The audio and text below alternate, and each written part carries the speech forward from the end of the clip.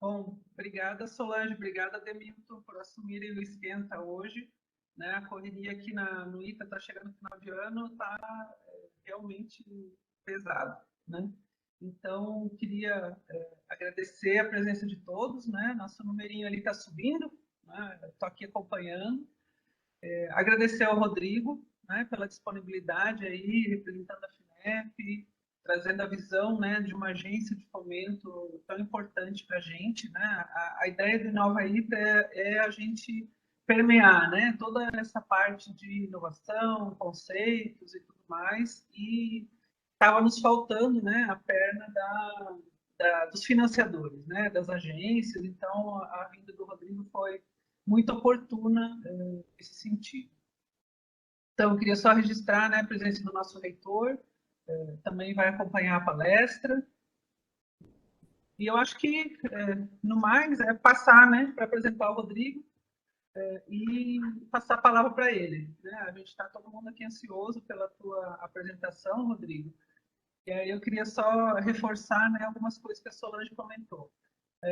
As perguntas vão ficar restritas ao chat, né? Porque a gente tem tido uma presença bem boa nos eventos, então a gente não consegue ficar abrindo o microfone, né, para uma interação.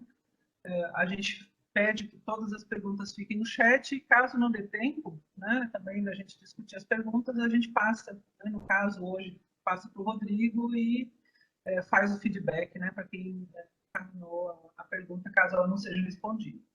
Então, vamos lá, Rodrigo? Está preparado? Fazendo, então, uma breve apresentação, né? Sim, estou preparado. Eu tenho que pedir para a cachorrada aqui em casa parar de latir, mas estou preparado. Não, faz parte, né? Essa coisa do virtual está nos fazendo compartilhar os nossos animais de estimação, a criançada, tudo que a gente tem em casa, né? Virou público, já não tem mais aquela coisa de que às vezes o povo não sabe nem que a gente tem família direito, né? Mas hoje em dia está tudo compartilhado, viu, Rodrigo? Não se preocupa, não. Caso você precisar levantar para ir lá dar aquietar eles também, não tem problema. A gente segura aqui enquanto você precisar fazer isso. Perfeito. Não, perfeito. É porque A o gente... microfone capta, né? O latido. Ah, não, tranquilo. Mas a gente está tentando evento uma coisa bem informal. Tá? Para que quem está trazendo a palestra para a gente se sinta em casa, não tem essa coisa do online, eu acho que está nos desgastando bastante, então vamos tentar, né, deixar a coisa bem informal. Né? Então, precisando, vai lá, puxa a orelha da cachorrada, não tem problema. Tá? E queria, então, de novo, né, te agradecer pela disponibilidade. Eu sei que vocês estão também numa correria grande lá na FINEP, né?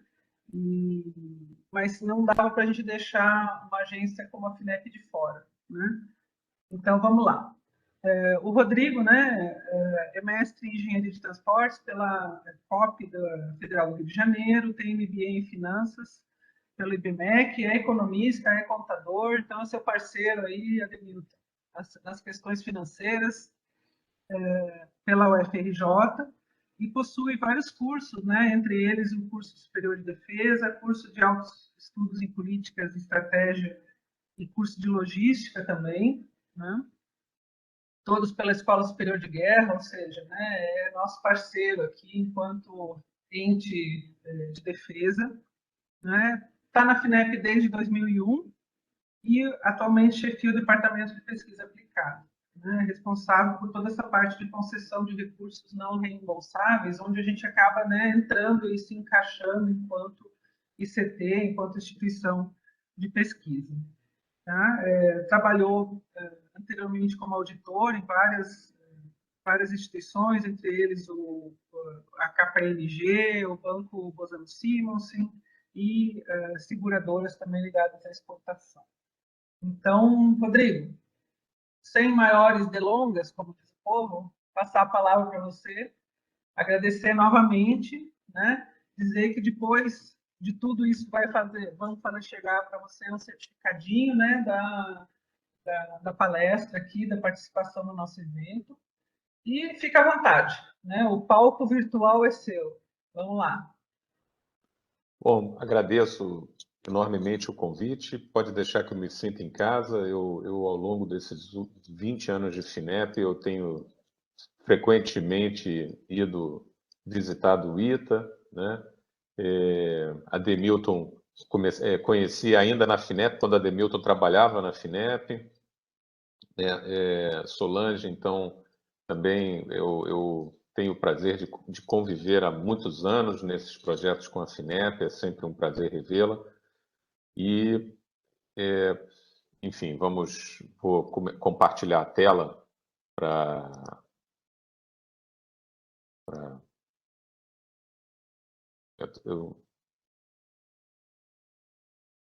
Vocês estão vendo minha tela aqui do PowerPoint, é isso ou não?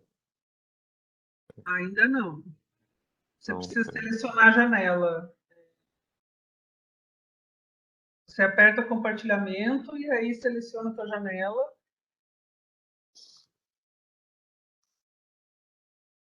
seleciona a janela. Espera aí. Isso, agora foi. Está carregando. Pronto. Ok.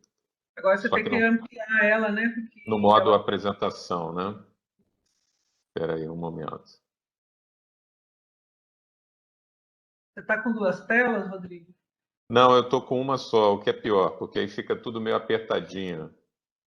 Mas Espera aí. bom, põe no modo apresentação, vamos ver se resolve. Tá Isso, aqui agora? foi. Perfeito. Pronto. Está perfeito Ok. agora. Bom, então o tema da palestra seria o papel da FINEP no financiamento à inovação. Eu acredito até que nem preciso falar mais, porque vocês já deram uma introdução, um esquenta tão aprofundado, né, sobre o papel da FINEP, que, enfim, já facilitou o meu trabalho, né. Como é o papel da FINEP no financiamento à inovação, eu primeiro pergunto a importância da inovação, né? Por que inovar? Enfim, é importante porque o Brasil, para importar 1 tonelada de circuitos integrados, né, eu fiz esse cálculo ontem, um DSP, né, um Digital Signal Processor de mais ou menos básico, daquele básico que custa em média US$ 10, né, e pesa em média 10 gramas. Né? Óbvio que se eu estiver utilizando um processador, uma CPU dessas da Intel, o valor é maior, né? É bem maior. Eu estou usando aqui aquele chipzinho básico. Então você tem aí mais ou menos 1 tonelada de circuitos integrados, custa US$ 1 milhão, e esse US$ 1 milhão implica que o Brasil precisa exportar 2.100 toneladas de soja, né? Ou se você considerar o preço médio da tonelada aí em torno de 470, eu conferi ontem esse preço no, enfim, na Bolsa de Chicago, e 7.700 toneladas de minério de ferro, né? O preço do minério de ferro, US$ 130 a tonelada. Então, é um esforço muito grande que o Brasil precisa fazer para financiar o seu desenvolvimento. E quando eu vejo aquela propaganda maciça, agro é pop, agro é tech, ok, o agro é pop, o agro é tech, mas não podemos ficar apenas no agro, não é? E, basicamente, o agro realmente ele é, mais do que nunca, tech, né? E, nesse ponto, o papel do ITA também tem muito a ver com a agricultura brasileira, não só aviões, né? Então, se você analisar uma agricultura moderna, uma agricultura que o Brasil precisa perseguir e difundir, ela depende muito da tecnologia, depende dos satélites de GPS, das telecomunicações, do enlace de dados e diversos outros projetos que eu já tive até o prazer de participar e de financiar com o ITA, né? O GPS, sempre quando eu vejo o GPS, lembro do saudoso professor Fernando Walter e, enfim, essas tecnologias são tecnologias que precisamos financiar, são tecnologias que o ITA, ele felizmente também estuda e pesquisa. O agro é importante também. No caso, a Finep tem um orgulho, né, de dizer que a Finep, na década de 70, ela financiou e continua financiando a Embrapa, principalmente a pesquisa da Johanna Dobenheiner, que é enfim, era uma agrônoma brasileira, nascida na República Tcheca, né, naturalizada. Na minha opinião, acho que ela mereceria muito mais crédito, né? Infelizmente não diria heróis anônimos brasileiros, mas não deixa de ser uma heroína que não tem o crédito ou a divulgação que eu acho que mereceria, né? Graças à pesquisa dela de fixação do nitrogênio da soja, o Brasil conseguiu expandir a fronteira agrícola do Cerrado brasileiro, né? O Brasil hoje é a potência agrícola, eu diria até graças ao trabalho pioneiro da Embrapa e o pioneiro da Johanna Dobenheiner, né? Esse movimento aí de destruam as estátuas, eu não concordo, eu acho até que ela mereceria muitas estátuas. Então, qual é o retorno de uma pesquisa dessas, né? Infelizmente, as pessoas acham que toda pesquisa precisa ter retorno, pelo contrário, né? Muitas pesquisas, o próprio processo de pesquisa e desenvolvimento, para cada uma que dá certo, quantas deram na água, né? Mas algumas, quando dão certo, dão muito certo. E no caso o Brasil de hoje seria muito diferente se não a Finep não tivesse investido nesse tipo de pesquisa, né? Já que estamos falando de agro, de pesquisa, de Alemanha, eu digo que o meu departamento lá, né, ele está apoiando duas chamadas públicas de Brasil e Alemanha, em conjunto com o Ministério da Agricultura, para projetos de bioeconomia. As chamadas estão agora na fase final. A princípio, hoje seria o dia da divulgação do resultado final. Então, apenas para ilustrar a importância dessa questão da bioeconomia, da agricultura e da tecnologia, né? De todos os setores juntos, porque a inovação não se dá de forma isolada, né? É imperativo o Brasil elevar a sua produtividade, né? Ao longo dos anos aí, esse é um gráfico já que eu acredito que os senhores já devam ter visto. Enfim, o Brasil ele vem perdendo a corrida, principalmente a Ásia, esse gráfico puxado por Coreia, puxado pela China, e a economia brasileira ela está, não diria patinando, não diria patinando, mas ela precisa, o potencial brasileiro não está sendo utilizado na sua plenitude, né? E então, centros de excelência como o ITA precisam cada vez mais serem apoiados, porque são centros que, no meu entendimento, puxam a produtividade da economia brasileira, não é? Esse gráfico, essa foto eu acho exemplar, não é? É uma foto da fábrica da Hyundai em Piracicaba, é uma das fábricas mais modernas brasileiras. E, no entanto, você quando compara com a fábrica da Toyota no Japão, a diferença é gritante, a diferença é nítida, né?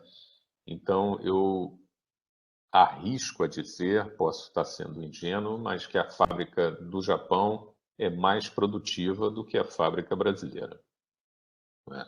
Posso estar falando aqui uma besteira, Hyundai que me perdoe, mas para um olhar leigo, a fábrica da japonesa me parece mais produtiva e é esse tipo de fábrica que devemos perseguir e é um projeto. Mais tarde, essa foto me lembra do projeto do Luiz Gonzaga Trabasso, de montagem estrutural de aeronaves, que eu vou citar mais tarde. Enfim, a importância da tríplice hélice, né, é fundamental para essa inovação, né, essa junção dos esforços do governo, da academia e das empresas. Como eu estou fazendo uma palestra para o ITA, eu coloquei esse centrozinho aí para ficar bem caracterizado como uma hélice de avião, enfim.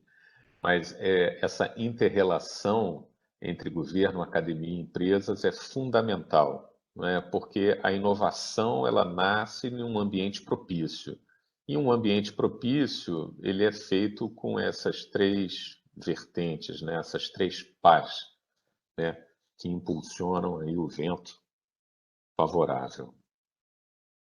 A FINEP, então, eu falei muito da inovação. A FINEP ela tem por missão realmente promover o desenvolvimento econômico e social do Brasil, né, por meio do fomento público à CTI em empresas, universidades, institutos tecnológicos e outras instituições públicas ou privadas. Ou seja, a FINEP ela tem por missão a promoção da inovação na tríplice hélice, né, pegando a academia, sendo o governo, ela financiando a academia e financiando as empresas. Porque a nossa visão de Brasil é transformar, né, o país por meio da inovação.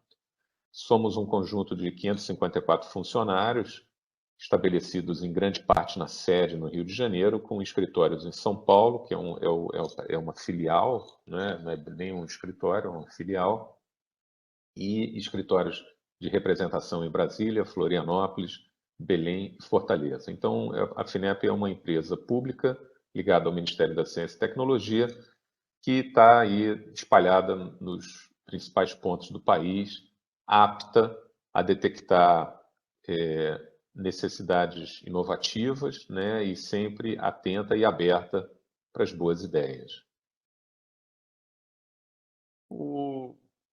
Esse slide é um pouco o marco da evolução do que seria o Sistema Nacional de Ciência e Tecnologia brasileiro, né?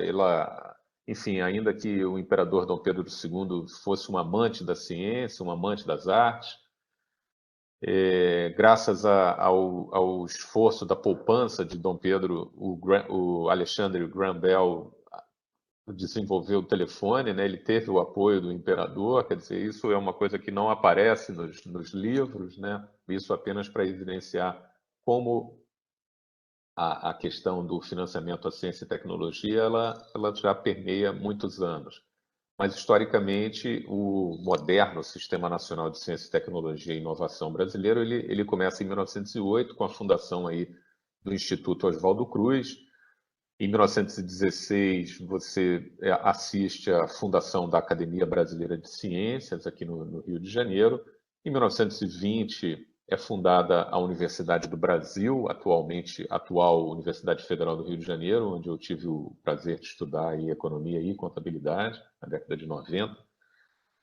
E a USP, em 34, e, finalmente, em 1951, graças aos esforços do almirante Álvaro Alberto, né, um dos pioneiros da energia nuclear no Brasil, e com grande satisfação e com grande justiça, né, vai ser batizar o primeiro submarino nuclear brasileiro, quando este for finalmente construído.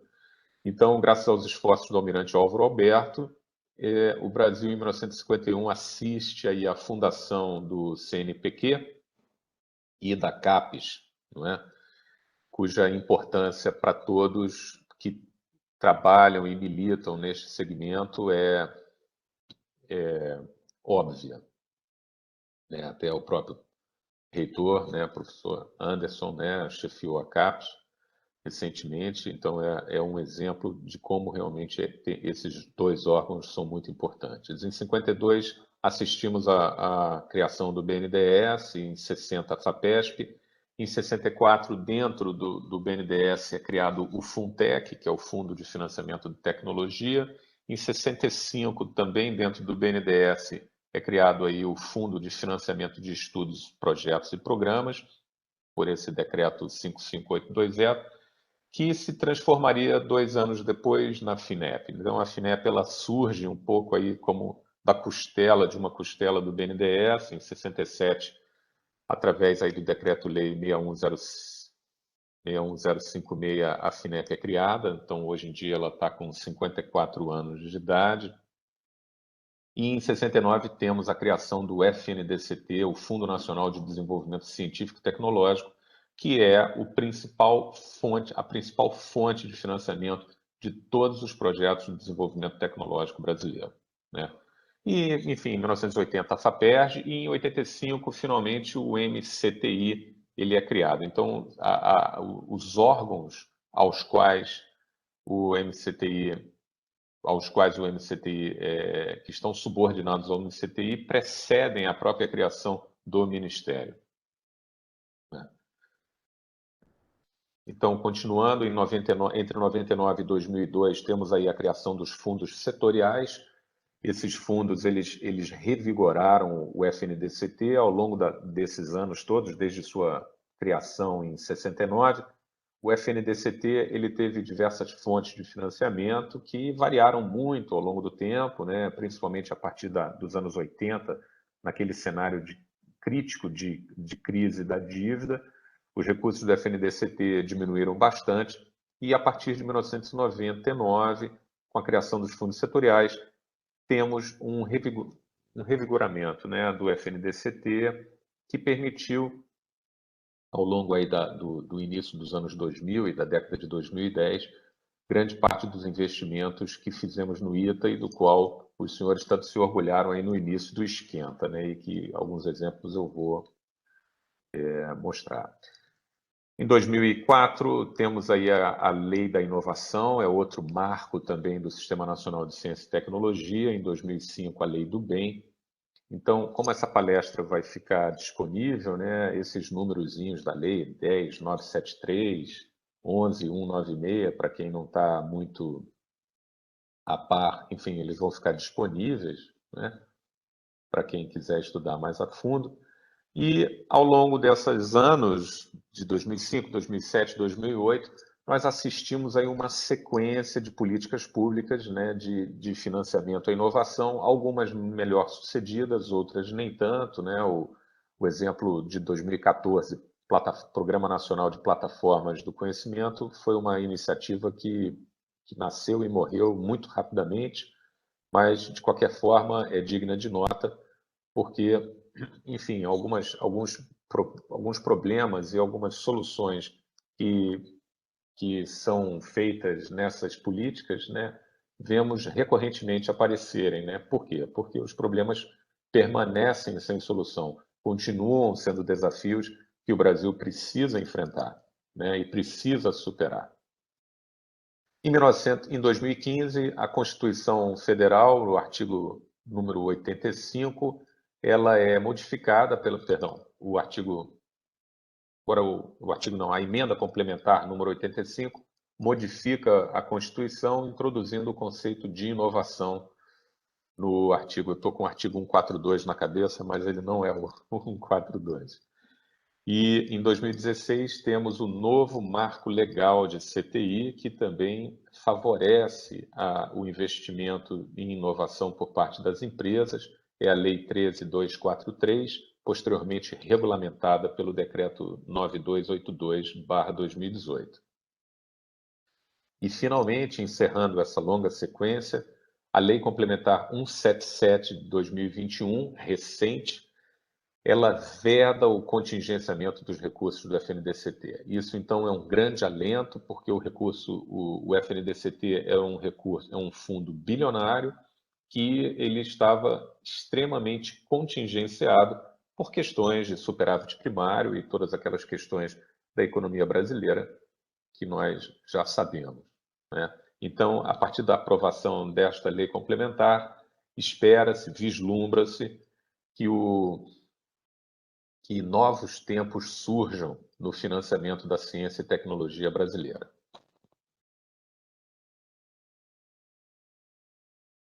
Então, eu citei os fundos setoriais. Esses são os fundos, né? São 17 fundos: o CT Aero, o CT Agro, o CT Amazônia, o CT Aquaviário, o de Biotecnologia, Energia Espacial, o Infra. Então, especificamente para o ITA, né, eu acredito que os mais importantes sejam o CT Aero, o CT Espacial, eventualmente o CT Info também, e principalmente também as ações transversais, que não são um fundo em si, mas eles são citando também o CT Infra também, porque é muito importante para a infraestrutura de pesquisas, né? Mas as ações transversais, principalmente para a área de defesa, né? Não há um fundo setorial específico para a área de defesa, e a área de defesa é um exemplo típico de um desenvolvimento que beneficia com externalidades positivas para diversos setores. Então, a principal forma de financiar projetos para a área de defesa ou outros projetos, enfim, que não se enquadram dentro desses fundos setoriais específicos, seria a partir da ação transversal, não é? Que é um desenvolvimento que atinge diversas. Então, digamos, o desenvolvimento de um radar. Um radar, ele pode ser um radar meteorológico. O conhecimento obtido no desenvolvimento de um radar, ele pode ser um radar meteorológico com impacto para a agricultura. Um radar pode ser transmite segurança para as aeronaves, então ele também tem um impacto positivo na área aeronáutica.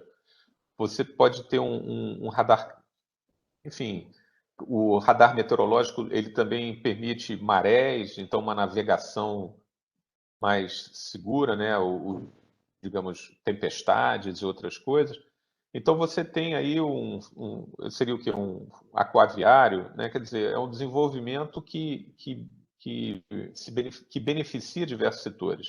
Então é justo que ele seja apoiado de uma maneira transversal. Então, as ações transversais também desempenham um importante papel, embora elas não estejam listadas aí, porque a ação transversal não é um fundo específico, né? Não é uma criação posterior. Então, essas são as leis de referência dos diversos fundos, né? E os marcos da evolução do Sistema Nacional de CTI, eu citei lá naquele início, política, plataforma de conhecimento, entre outros. Então, eu reuni aí as principais políticas públicas, começando pelo primeiro PBDCT, né, Plano Básico de Desenvolvimento Científico e Tecnológico, isso no início dos anos 70. O PBDCT, de certa forma, era um compêndio do Plano Nacional de Desenvolvimento, do primeiro PND.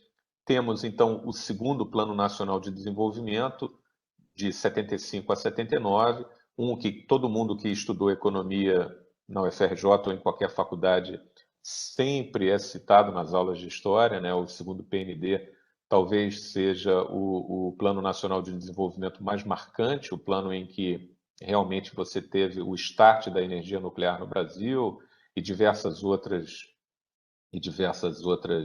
iniciativas de peso cujos reflexos até hoje sentimos, né? O segundo PND ele era acompanhado pelo segundo PBDCT, o segundo Plano Básico de Desenvolvimento Científico e Tecnológico, e em 1980 temos aí o terceiro PND, concomitantemente acompanhado pelo terceiro Plano Brasileiro Plano Básico de Desenvolvimento Científico e Tecnológico, né?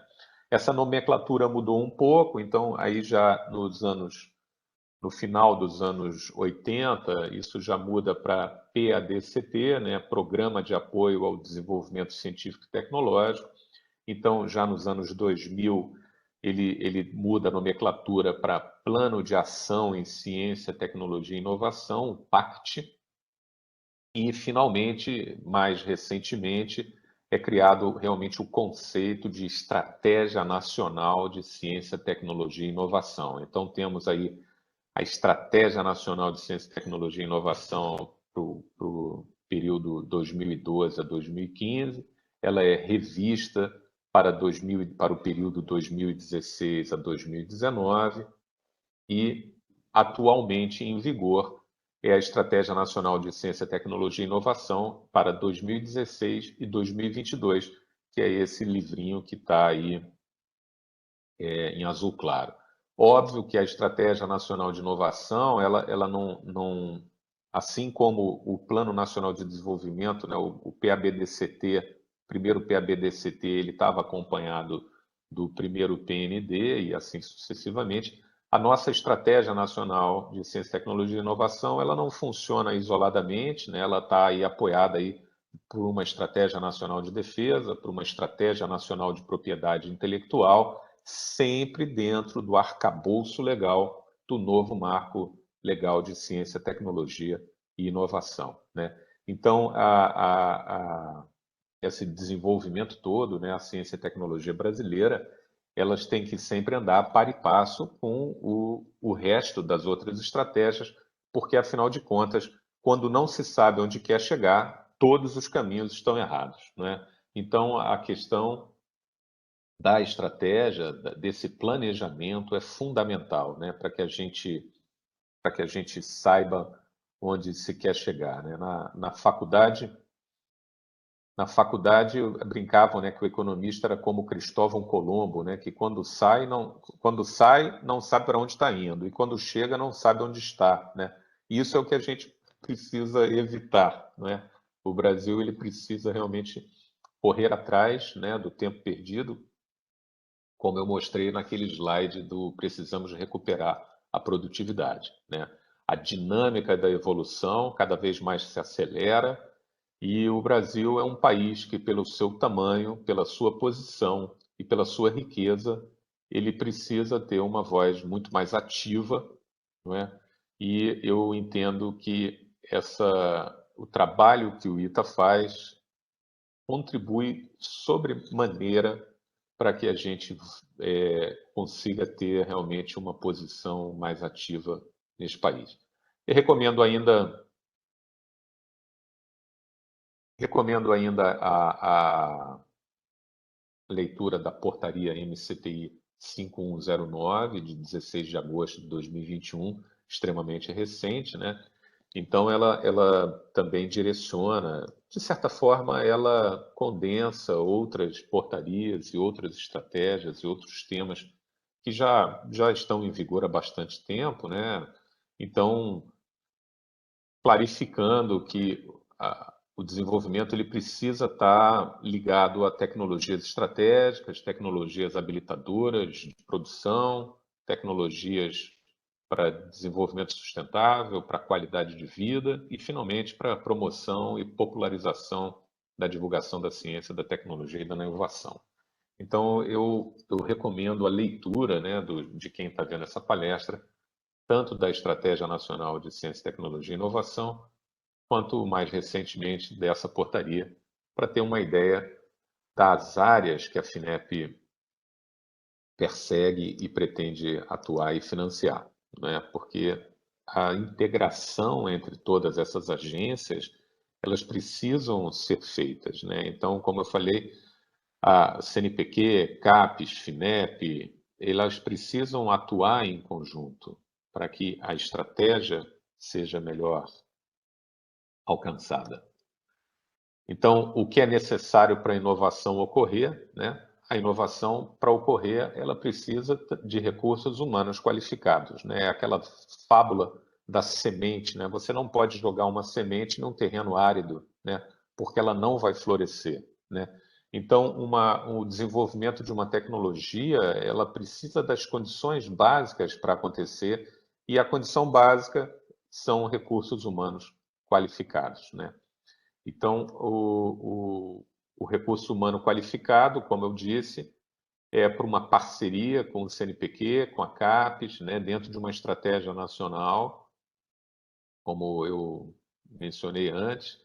E eu acredito que no caso do ITA, o exemplo mais ilustrativo da questão do recurso humano qualificado seja o projeto do CaptaAir, o projeto de captação tecnológica e de formação de recursos humanos para o setor aeronáutico, né? Eu tenho um especial carinho pelo CaptaAir 1, pelo CaptaAir 2.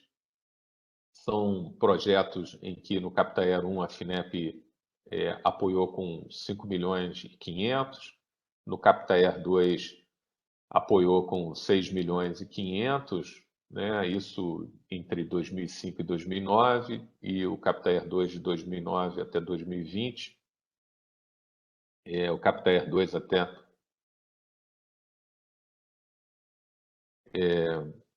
enfim, aí quando aparece a pergunta, a gente dá uma pausa para ler, né? Porque aparece no meio da tela. Sim, sem dúvida alguma. Eu entendo que o Capitaer, o apoio a projetos de mestrado e doutorado, isso são fundamentais para o processo de inovação. Tanto que o Capitaer 2, né, ele apoiou 609 dissertações de mestrado, 15 teses de doutorado, né?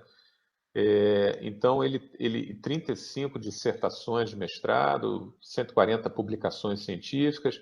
Então, é um projeto, um programa com resultados robustos, né?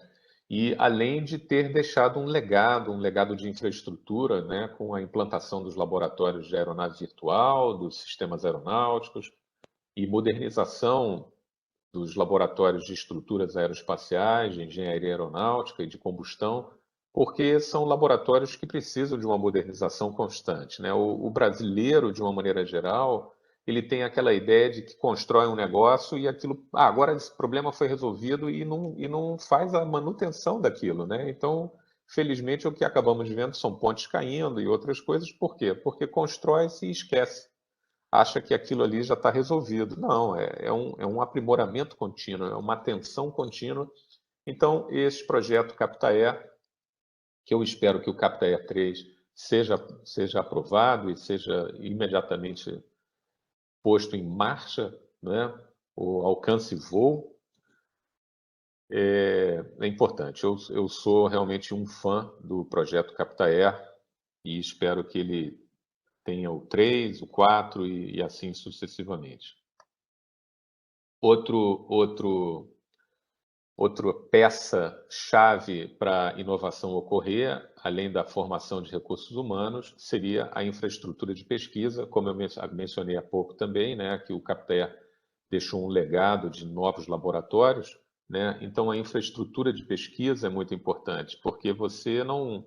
Aquela história do professor Pardal, né, fazendo o desenvolvimento em casa, na garagem, aquela história de grandes empresas começam na garagem. Enfim, tem um pouco também de mito fundador nisso, né? Porque a infraestrutura é muito importante. Então, para isso, o FNDCT, a FINEP, com os recursos do FNDCT, nos últimos 15 anos, apoiou 99% das universidades federais, 95% das universidades estaduais, né? Somando aí mais de 5 bilhões em recursos para as federais e 1,5 bilhão aí para universidades estaduais, né? Então, é um financiamento robusto, é um financiamento importantíssimo para o qual as universidades dependem para as suas infraestruturas, né, se manterem atualizadas e atuantes.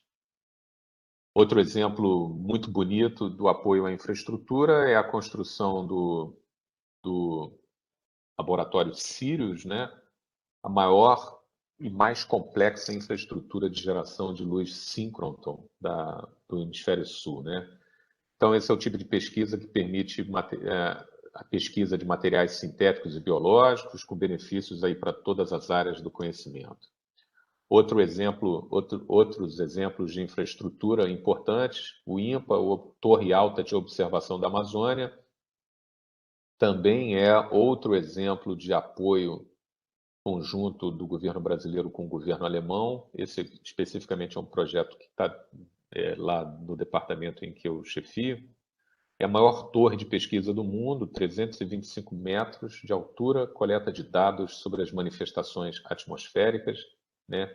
E principalmente a interação entre a vegetação e a atmosfera, né? Então, ela está construída no interior da Amazônia, então você tem 360 graus de selva, e em função da altura você consegue ver todas essas interações aí da, da vegetação, e é fundamental para a comprovação do que eles chamam de os rios do ar, né? Porque, enfim, a Amazônia ela transpira tanta água, né, que ela cria verdadeiros rios na atmosfera que transferem água para todas as regiões do planeta, não é? Então,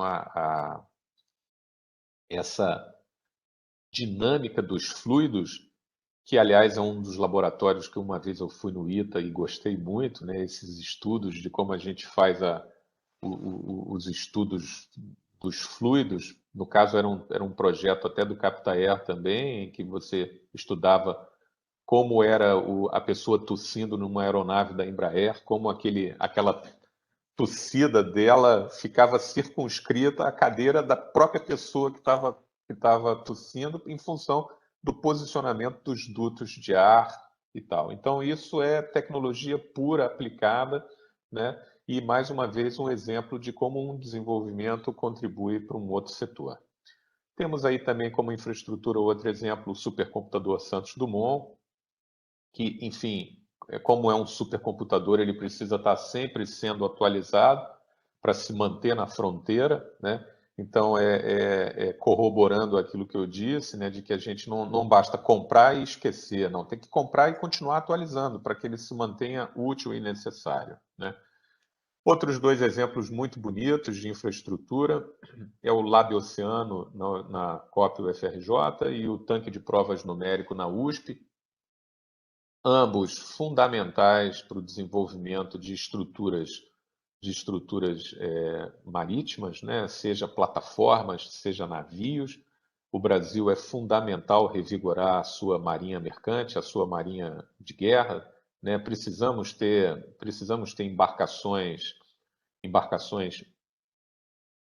para que tornemos, né, as nossas marinhas, tanto mercantes quanto a Marinha Brasileira, pujante, para que a gente possa manter a nossa Amazônia Azul protegida, né? Então, esse tipo de equipamento é fundamental, esse tipo de apoio de infraestrutura. Então, são dois exemplos muito bonitos de criação de infraestrutura.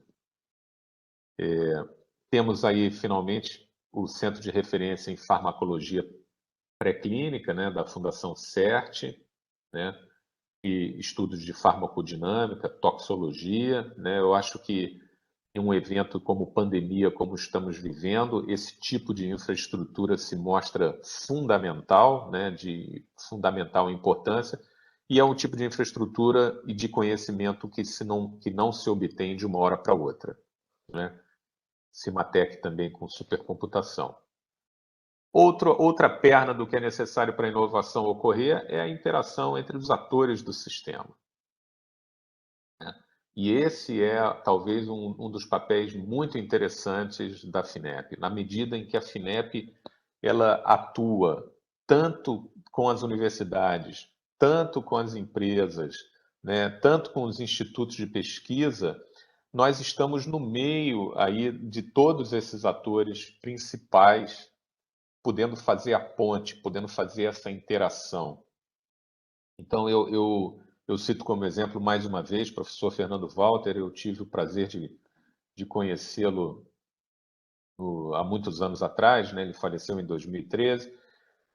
Ele tinha um laboratório de GNSS, né? Que foi apoiado pela FINEP. Uma vez eu visitei uma empresa que estava recebendo uma subvenção econômica, que estava desenvolvendo um dispositivo, né, um equipamento que tinha um planeio orientado por GPS. E a empresa estava com sérias dificuldades técnicas em função dessa opção pelo GPS. E no curso da reunião, eu disse: mas vem cá, o senhor conhece o professor Fernando Walter lá do ITA? Ele: não conheço, não conheço e tal. Liguei na época para o professor, falei: professor, eu estou visitando uma empresa apoiada por uma subvenção nossa e eles têm um problema que eu acho que o senhor pode resolver. Fiz a ponte entre a empresa, entre o professor, entre o ITA, né?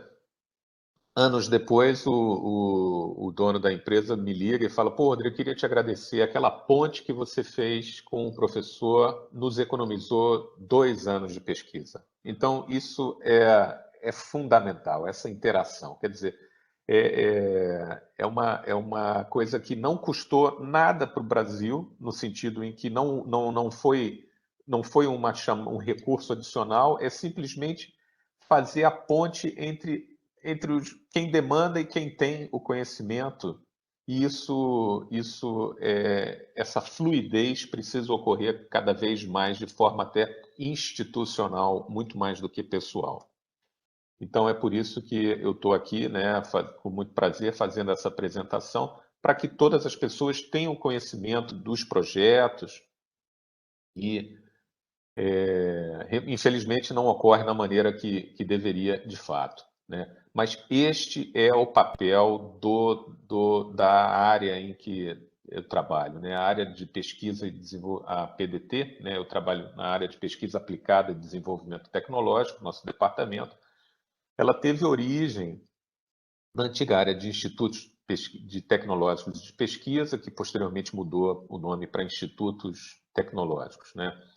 Então, com o advento dos fundos setoriais, em 99, essa área foi criada com a missão realmente de fomentar e apoiar as atividades de CTI, especialmente fazendo as ações cooperativas entre os institutos de pesquisa tecnológica e empresas. É por isso que, desde então, procuramos sempre lançar editais que congreguem os institutos em parceria com as empresas, porque entendemos que esta interação, muitas vezes forçada pelo próprio edital, né, é fundamental para que os atores comecem a se procurar e a se comunicar e a se conversar, né? Então, em função dessa parceria, né, ICT-empresa, ao longo aí dos últimos 15 anos, apoiamos no ITA em mais de 50 convênios, totalizando mais de 120 milhões de reais, né, que possibilitaram condições de realizar pesquisas de ponta em conjunto com o setor produtivo, muitas das quais com a Embraer, mas ainda assim também outros projetos com a Telebrás e outros projetos aqui, no caso, de novo, do Luiz Gonzaga Trabasso, né, o Laboratório de Montagem Estrutural de Aeronaves, enfim, com os robôs da Cuca, né? Eu gostaria muito que esses robôs fossem todos brasileiros, né? Então a FINEP também financia uma empresa de braços robóticos, a Pollux. Eu gostaria muito que esses robôs todos utilizam sensores inerciais, né? Porque aquele braço fica se movimentando para cima e para baixo, e esses braços precisam de esses sensores inerciais, entre outros, né? Acelerômetros, girômetros, todos projetos que felizmente a FINEP já apoiou junto com o ITA, junto com o DCTA, o IEAV. Então, são projetos extremamente necessários se o Brasil quer assumir o papel que lhe cabe por direito. Temos também aí o outro laboratório de laminação automatizada para o desenvolvimento de estruturas aeronáuticas no IPT. Então, vocês veem que são laboratórios que se comunicam, que se complementam e que é muito importante essa interação, né? E como estamos na posição privilegiada de financiar ambos, temos a capacidade de aproximar as equipes, né?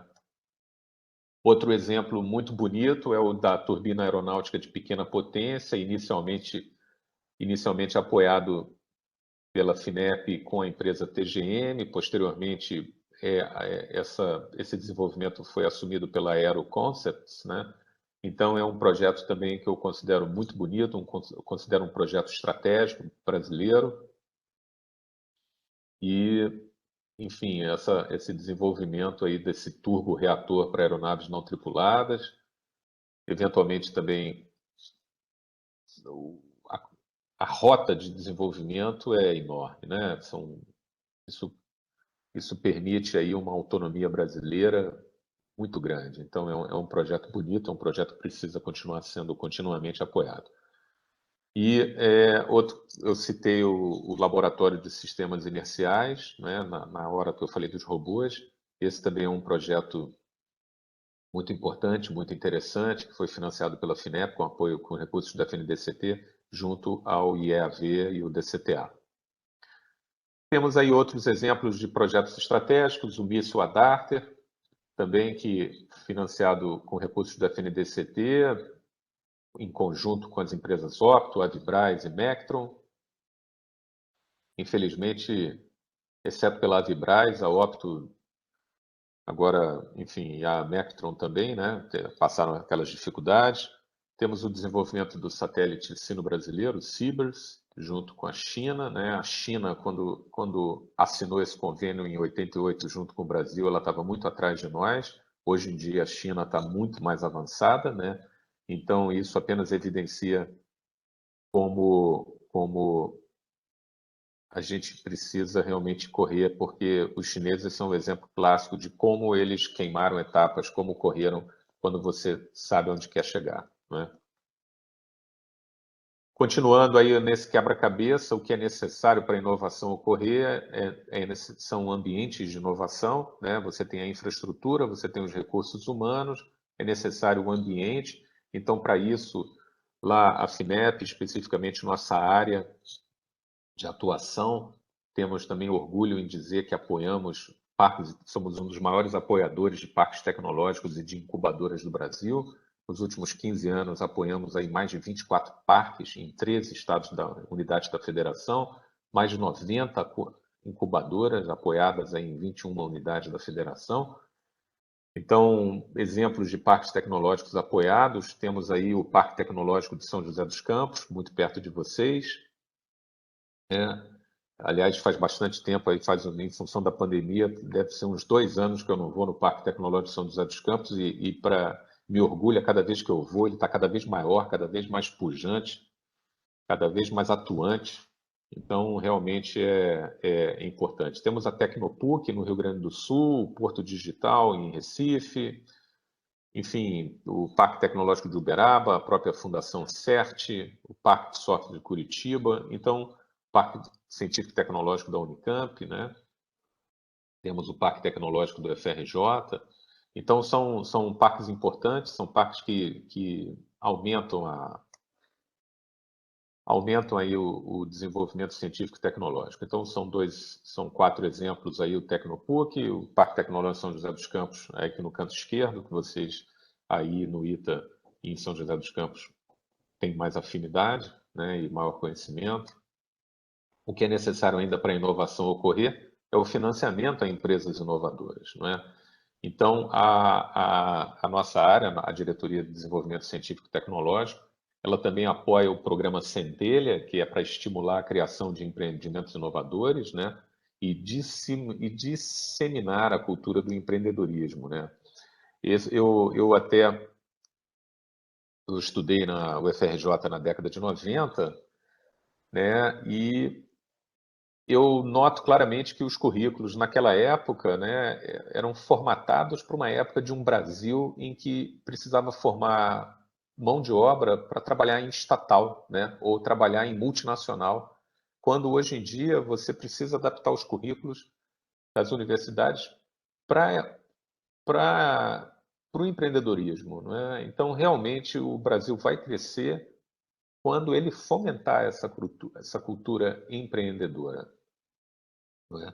Então, esse programa Centelha, ele tem esse objetivo, financiar cultura empreendedora, né, através da articulação, mais uma vez, como eu disse, entre os diversos atores, né, e os ecossistemas locais, estaduais e regionais, usando como grande parceiro as fundações de amparo à pesquisa estaduais.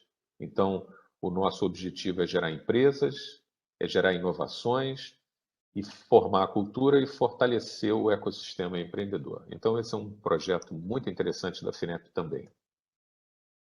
Então, temos aí nesse quebra-cabeça o recurso humano qualificado, a infraestrutura de pesquisa, temos o financiamento a projetos de P&D, como eu já mencionei alguns exemplos, temos o financiamento a empresas inovadoras, temos ainda o financiamento a ambientes de inovação e, finalmente, o papel nobre da FINEP é a interação entre todos esses atores, como eu citei. Então, eu entendo que a FINEP ela tenta fechar esse complexo e difícil quebra-cabeça do fomento à inovação no país, e eu creio que ao longo desses 54 anos, a FINEP ela tem sido bem sucedida nessa tarefa, né? E, para tanto, temos diversos instrumentos de financiamento, temos o financiamento reembolsável para a empresa, temos o financiamento não reembolsável para os institutos de pesquisa, temos a subvenção econômica para empresas, que também é um financiamento não reembolsável. Além disso, investimos em fundos e também temos a possibilidade do investimento direto. Então, a FINEP ela possui um portfólio completo de instrumentos financeiros para apoiar essa inovação. Por que esse portfólio? Porque entendemos que, em função do TRL que está sendo perseguido, não é, alguns tipos de instrumentos são mais adequados. Então, para a pesquisa básica e para o início dos TRLs mais baixos, é lógico que é importante um financiamento não reembolsável, né? Então, para esses segmentos de TRLs mais baixos, seriam os financiamentos não reembolsáveis para ICTs, direcionados a universidades, laboratórios públicos. À medida que a tecnologia vai amadurecendo, né, tentando superar o Vale da Morte, então você tem os instrumentos de subvenção econômica direcionados a empresas e startups que estão ali naqueles TRLs 5, 6 e 7, né? Então é mais ou menos nesse azul escuro do gráfico, né? E eventualmente, quando a tecnologia já está mais consolidada, quando é um TRL mais alto, então é a concessão de um financiamento reembolsável, né? Óbvio que essas fronteiras não são tão claras como no gráfico, né? Então você vai ter aí eventualmente uma subvenção econômica por uma grande empresa na área azul ali, mas isso tudo depende de caso a caso, porque a natureza ela não revela seus mistérios de uma só vez e também ela não é tão clara nesse ponto, né? Assim, as coisas são muito complexas. Então, eu finalizo aqui na 1 hora que me foi franqueada. Eu acho que era 1 hora, né, ou menos. Enfim, juntos esperamos transformar o Brasil por meio da inovação. Eu espero ter passado para os senhores uma boa imagem do que a FINEP faz, da importância da FINEP e da necessidade premente do Brasil perseguir a rota da inovação e perseguir o aumento de sua produtividade para que tenhamos o crescimento e o bem-estar econômico que tanto precisamos.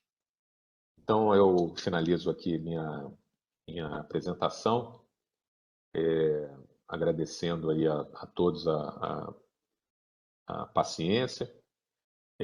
Então, dizendo que o diretor da DRCT é o Marcelo Bortolini, o superintendente da PDT é o Marcelo Camargo, e, finalmente, o departamento ao que eu chefio é o Departamento de Pesquisa Aplicada, ligado aí à PDT e ligado à DRCT, e estamos aí sempre à disposição para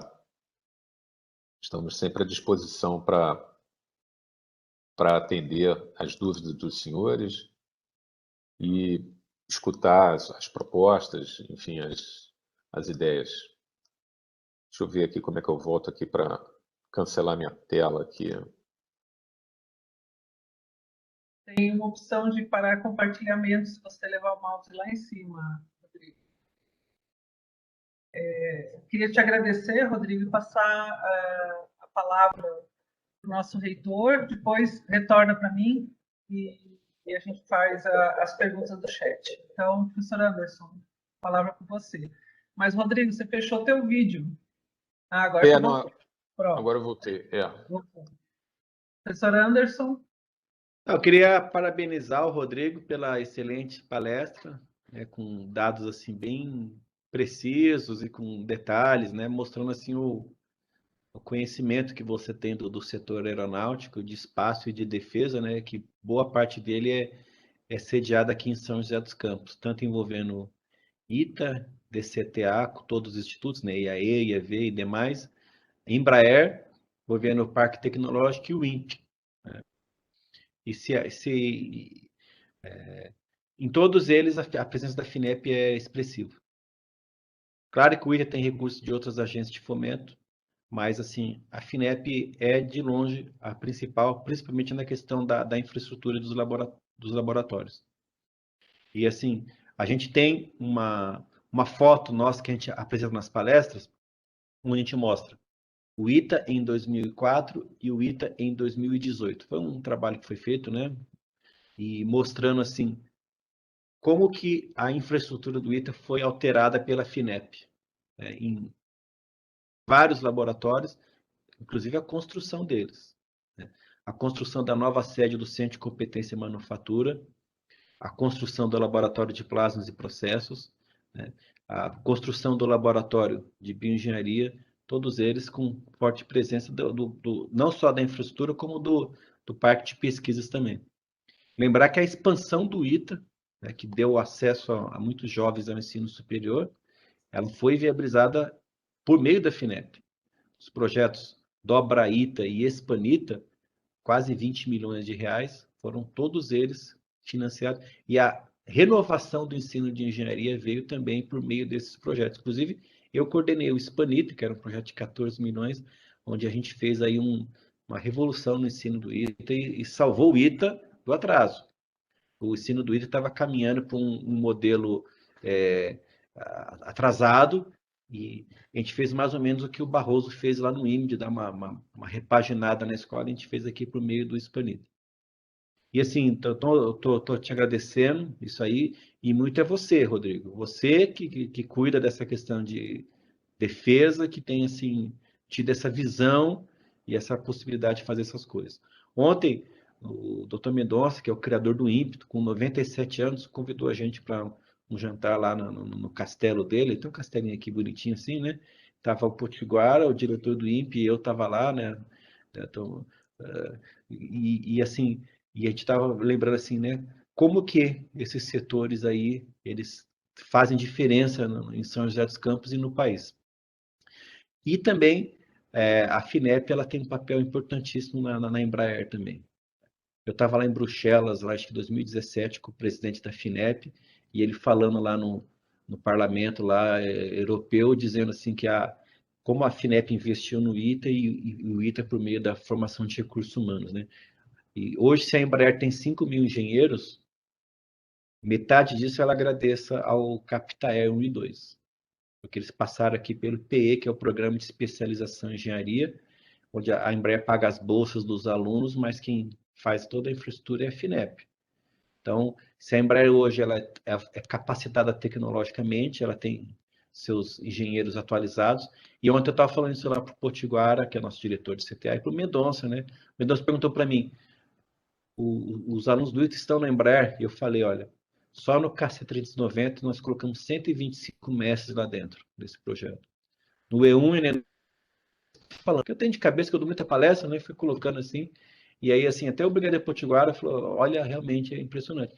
E falei, e fora os projetos também. O Hipersônica, quantidade de mestres, doutores lá dentro. Então, ou seja, eu queria dar esse testemunho, e eu vou falar isso para o presidente segunda-feira. Que ele vem aqui conosco, né? Vem o presidente, o Barroso Magno, vem o Bortolini, e vem mais um outro.